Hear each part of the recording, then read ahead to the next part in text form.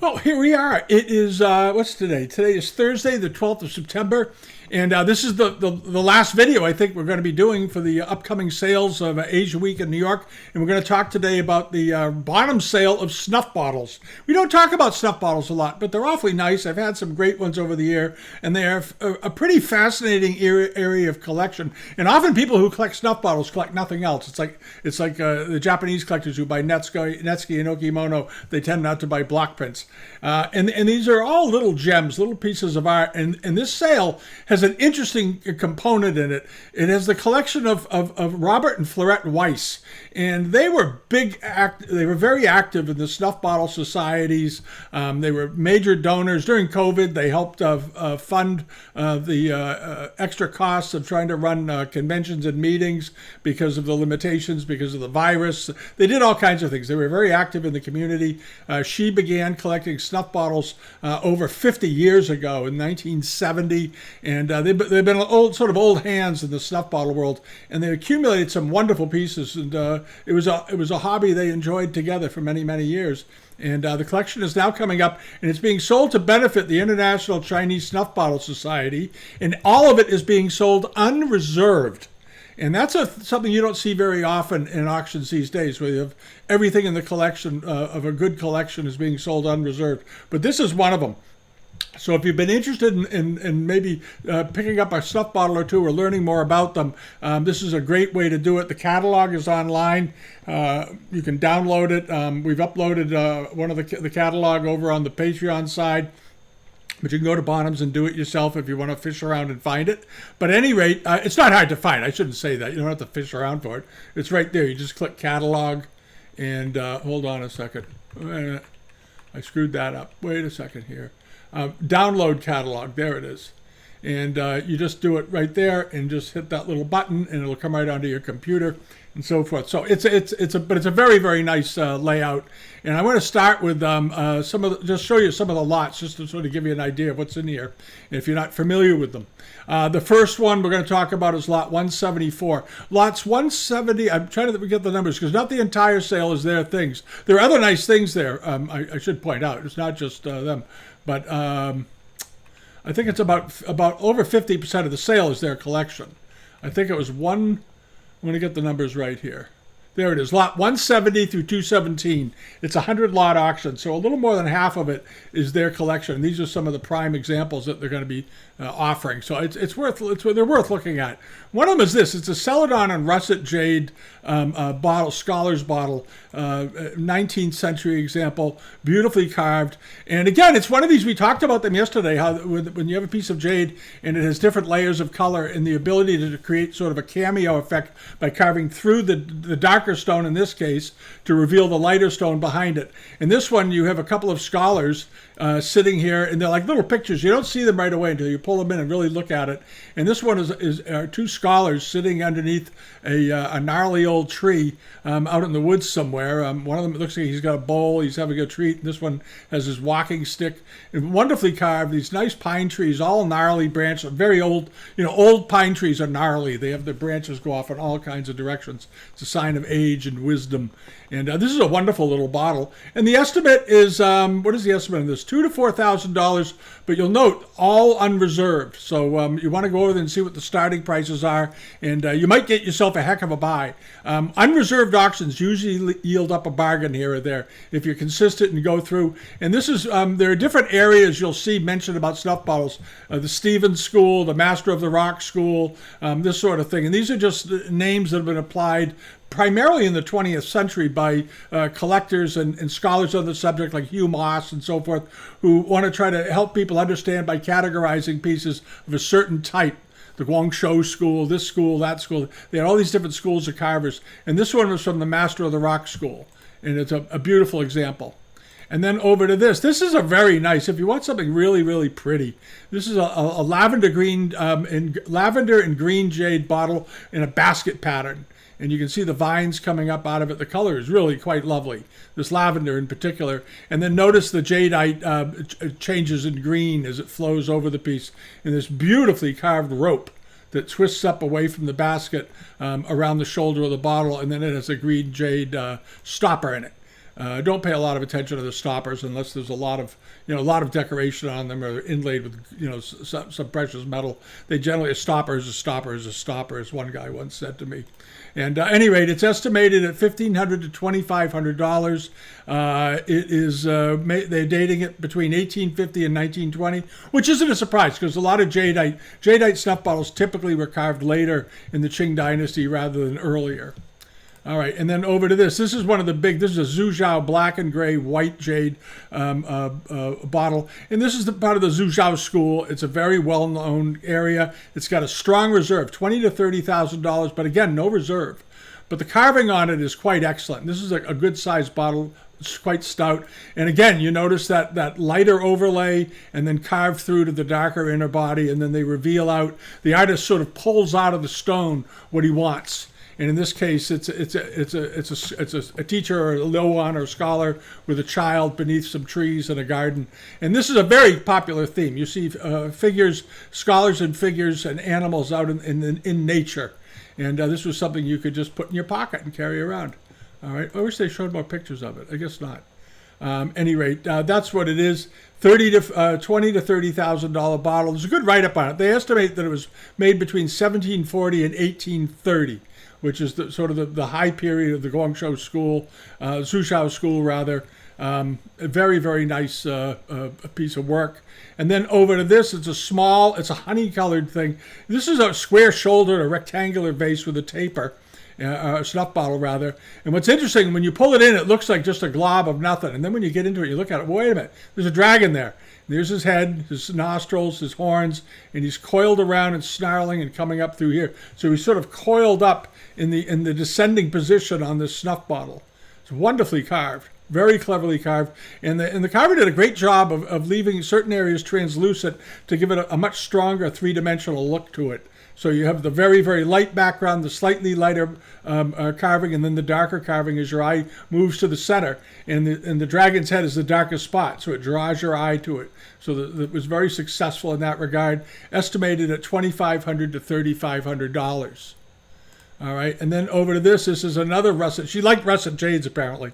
Russet jade and white prunus blossom snuff bottle. This is a square one or a rectangular one. Beautifully carved, and again, you have that same cameo effect. Very neatly carved, particularly neatly carved on this one. Very, very strong contrast with just slight areas of russet left in the background, sort of as a shading effect to the whole piece. It almost looks like a shadow in a way from the bottle itself. And there's the back of it. It's got a trigram on it. No, it's got script on the back of it. Estimated at $4,000 to $6,000, but it's particularly well carved, and it's signed by they believe it was by an artist named He Ping. Apparently, they didn't know who he was, but the placement of the signature indicates he was the artist and not a tribute to somebody or something like that. And again, unreserved $4,000 to $6,000 estimate. And then hopping along over, this is one of my favorites, just because I love archaistic decorations on things. And this is another rectangular bottle with this very nice archaistic, a pair of dragons with the pearl between their mouths, pressing one another. And but the color of the jade is this very, very warm, this very, very lovely color with a good shine on it. And there's a little bit of crackle in the stone, I noticed, which I like. There's sort of russet crackles, which gives it a very strong look of antiquity. And that, coupled with the archaistic design, I think helped make it a very successful carving. It's estimated at $3,500 to $5,500 and made between 1850 and 1820. Again, a great example.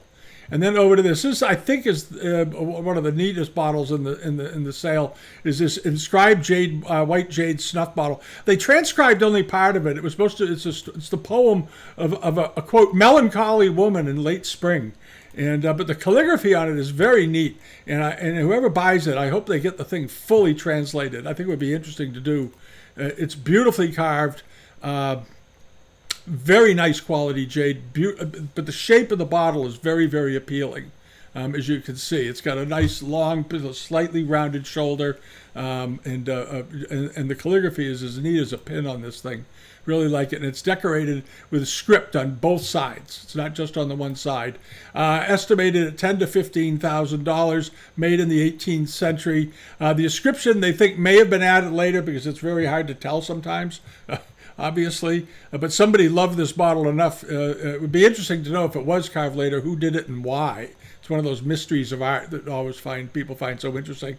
And if you get it fully transcribed, you may get a hint at who might have done it or why it was done, at least. And then over to this. This is an unusual bottle. It's a large quartz clear rock crystal a double vessel snuff bottle, but it's got a very interesting structural design to it. And it's got these amber inclusions in it, and it's very chic looking. This is very, very chic looking. It almost looks like a fancy French perfume bottle from the 1920s. But it's got this nice Greek key border around the top. And the front of it is very, very architectural and rather dramatic looking, I think. I like this bottle a lot. There's the front of it. So it's a double bottle. There's a bottle here and a bottle there. And the bottle that's clad over the front has some extra decoration on it and so forth. It's very, very attractive. $2,000 to $4,000 estimate. And all of these are small, of course. They're all somewhere between 2.5 and 3.5 inches in size maximum. A big bottle is considered to be 3.5 inches. Incidentally, you will see in the junk shops and places, you'll see these great big glass bottles that are inside painted. They're not anything to think about, but these are all wonderfully done. This one was carved between 1800 and 1900. They probably couldn't narrow it down any more than that. And then over to this. This is a heck of a pretty bottle. This is a chalcedony, agate, eagle bats, and feline beast snuff bottle. There's a mouthful. Estimated at $8,000 to $12,000. It's only 2.5 inches tall, but boy, is it well carved. This is a beautifully carved snuff, and there it is. And because of the way they did it, the sweeping motion of the stone in the background and the sweeping motion of the carving gives it a real look of animation. It looks like it's moving. You get a sense of energy out of it. And then it has these amber areas on the ends that are just a little bit darker. But the quality of the stone is quite excellent here. This is the artist picked a beautiful piece of stone. He understood it, and he went through the layers and carved it down beautifully. And you'll notice that, for example, that the bird is much darker than the cat on the ground. So there's a lot of contrast and beauty in this piece. It's very, very nice. There's the side of it, and I assume the back of it is uncarved. And this is from the Stevens Deer Master official school. And the Stevens Deer Master was a name that was given by a scholar to a particular group of carved agate and chalcedony carvers who were extremely refined. And if you Google that term, you'll find other examples that have sold at the other auction houses as well. It's a well-known thing that was accepted sort of into the conversational nomenclature when describing these things. But again, it's because the quality of the work is so good. It's estimated at $8,000 to $12,000. It's a beautiful, beautiful piece. Beautiful. And then over to this, I like this a lot too. I like all these things, actually. I keep saying I like this one. I like them all. I'm schizophrenic that way, I guess. This is a very nice purple enhanced quartz snuff bottle. The color is splendid. The color, you buy it for the color. The carving is good too. There's nothing wrong with the carving. The carving is very, very nice. But the patterning in the stone and the translucency of the stone and the way the light pulls through it is just beautiful stuff. These are like little gems, or big gems if you're thinking in terms of the size of a diamond, but wonderfully carved, nicely done on all sides, beautifully polished down. It's got the mask and ring handles, lion mask and ring handles on the ends, of course. Estimated at just $1,500 to $2,500, made between 1750 and 1850. And that's sort of the sweet spot. You'll see that time period, 1750, 1770, up to about 1840, 1850, or even 1860s and stuff. That's sort of the area of some of the best productions of snuff bottles in China. And it's modestly estimated at $1,500 to $2,500. You know, I don't know what the opening bid on it. Maybe the opening bid's $800. You'll get it. That's what you want to go find out. You want to look around and find out what the minimum opening bids are for these things. Now, this is a really charming thing also. It's a twin bird and butterfly snuff bottle. Let's see, they call it shadow agate. It's 2 5/8 inches tall, estimated at $2,000 to $4,000. But you'll notice here on it, where the artist took into account, he carved it down, and he worked it down to the point where internal inclusion reveals the scene. These birds are really not carved in. They're naturally in the stone in that shape. All right, so they cut away the stone, and this is what came up as they cut away. And you have two birds and a butterfly. So you have a bird here and a bird here and a butterfly here. And it's just one of these natural wonders that occurs. The color of the stone is quite appealing, and it looks like they're standing on a little hillside. You'll notice right there, and then bits of things floating around in the air about them. Maybe it was a windy day. Who knows? $2,000 to $4,000, and measures again 2 5/8 inches tall, a little over 2.5 inches. And then over to this. This is one of the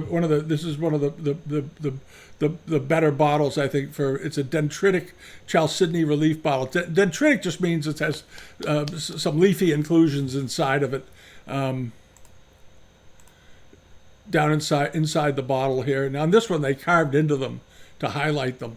And then you have this beautiful scene on the front of the food line carrying a stem with a cash symbol in it. But the food line is really beautifully carved. Really, really beautiful carved with secondary carving into the stone itself to highlight and frame the beast a little bit. Nicely polished, beautiful color, coral stopper. It's got everything going for it. Estimated at $3,000 to $5,000. And then over to this, this is a very, very rare one. This is a mixed, chalky, opaque, transparent agate, a bird and Prunus blossom snuff bottle. And this is a type of agate, and they explain about it down here, I believe, don't they? Or maybe they don't. It has these chalky white inclusions that sometimes it forms on these stones, and they can carve into them and get this wonderful effect out of them with white and brown. In this one, you have the creatures and the flowers and the birds and all this in this rocky outcropping, sort of a scholarly rocky outcropping coming out of it, and then framed in a darker brown. And then, of course, when you look up, it fades into. Hold on a second. We'll get back this thing out. Wait a minute. There. Pull this picture up. There. That's a better picture. And you see how it fades out at the top, and then the colors come back in at the top. And the carver did really a great job of this, because he saw that extra color coming in. He said, "That's where I'll put the stopper, right at the top." And you notice how the inclusion up here, the darker inclusion, frames right underneath the stopper just about perfectly. Very, very tricky thing to carve. Wonderful bottle, nice rocks carved at the bottom and so forth, and very unusual. In $10,000 to $15,000. And then over to this, it wouldn't be a snuff bottle sale without a piece of coral. This is a nice one. It's got a ram on it. And this, I think, is from another collection. I think we're out of her. Yeah, this is 222. This is from another consignor, but it doesn't make any difference. It's a beautiful piece of coral, and there's no reserve on this either. Maybe the whole sale's unreserved. I thought it was just the Weiss stuff that was unreserved. Maybe the whole sale's unreserved. I didn't look at the other ones. But beautiful piece of coral. Really lovely, lovely, with milky inclusions. And then you have this ram's head where he's sort of turning away from the top of it. Beautifully done. And there's the front of it with a hawk on it, or a ram on the hillside, the way you see them climbing mountains, and with the moon and the sun, the moon coming up above him.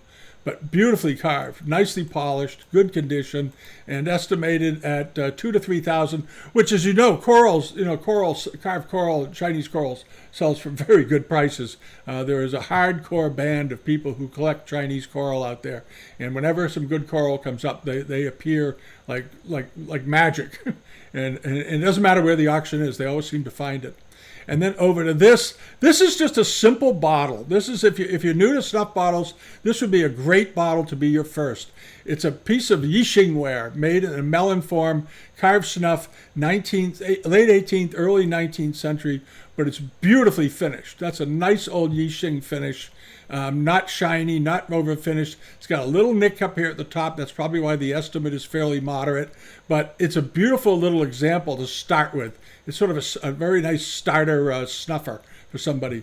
$300 to $500 estimate. It is Yixing, and Yixing snuff bottles are pretty. You don't see them very often. You really don't. You see Yixing, and of course, in teapots everywhere you look, but you don't see Yixing, old Yixing snuff bottles very often. And especially if it turns out to have been from around 1800, that's very early for a Yixing snuff bottle. And then over to this, the turquoise glazed molded double gourd shape. Double molded gourd vases, of course, have always been popular in China, and miniatures are interesting. And this one looks like a miniature vase, but it is a snuff bottle. It's about 2.5 inches tall, beautifully glazed though. The glaze on this is quite wonderful, and the pooling effect around the cartouches, upper and lower, really draw the highlight. It gives it a very strong depth. And very nicely done and nicely proportioned. Estimated at just $400 to $700. Another moderately priced one, 2 7/8 inches. So it's just a little under 3 inches in height. So it's a pretty good sized bottle. And made between 1780 and 1880, somewhere in that window of time. And then the last one is this, a transparent amber overlay lemon yellow archaistic dragons snuff bottle. And I again, I like archaistic patterns on things, and this one is quite nicely done, nicely polished. It's not a terribly complicated bottle. It had a very clear outer layer that was darker that they carved through, and apparently the layer was quite even because you don't see a lot of leftover dark areas in between. So it was an extremely even layer of stone to carve through. There are the mask handles on the ends. Very, very nice. And this is glass. This is not stone, glass. It's a glass bottle. And it measures 2 3/8 inches tall, but beautiful color. It has beautiful color. And if you like glass, Beijing glass, it's a good thing to buy. Alrighty. It's almost a lemon yellow. It's very, very nice. How did they date it? Late 19th? 1780 to 1880. They feel it's got some age to it. I thought it was maybe a little bit later. Estimated at $1,500 to $2,500. All right, and that's sort of it. The catalog is on their site. You've got 5 or 6 days to get some responses back if you want to participate in it. But do go through the catalog and maybe save it because it's a good. These auction catalogs of snuff bottles often turn out to be pretty good reference material for down the road if you're interested in getting into it and learning more and more about it. And you'll learn the different descriptions for the shapes and styles and forms and all the different materials that they made them out of. Everything from yak horns all the way to the finest nephrite jade you've ever seen, and everything in between, overlaid with precious stones, inlaid, overlaid. Sometimes they paint them. There's some great interior bottle painters who lived. It's a real interesting area of study. So if you're looking for something to get yourself into some mischief on, get involved with snuff bottles, but be careful. There's a lot of fakes out there, just like everything else. But anyway, this is a good load, and I'm delighted that the money is going to fund the society. That is a big thing. And if you like to support the arts and you want to buy a bottle, this is a great way to spend some money, because it goes all back to the society where they do so much educational stuff. They publish things. It's a fairly active group, and a very diverse group of people from what I know of them, and lots and lots of great collectors out there. So it's a good community. All right, thanks for watching. The sale is on the 16th, New York. Catalogs online at Bonhams. Go check it out. All right. See you next time. All right, we'll see you tomorrow with a regular weekly video, but I wanted to get this out before the end of the week. All right. Bye-bye.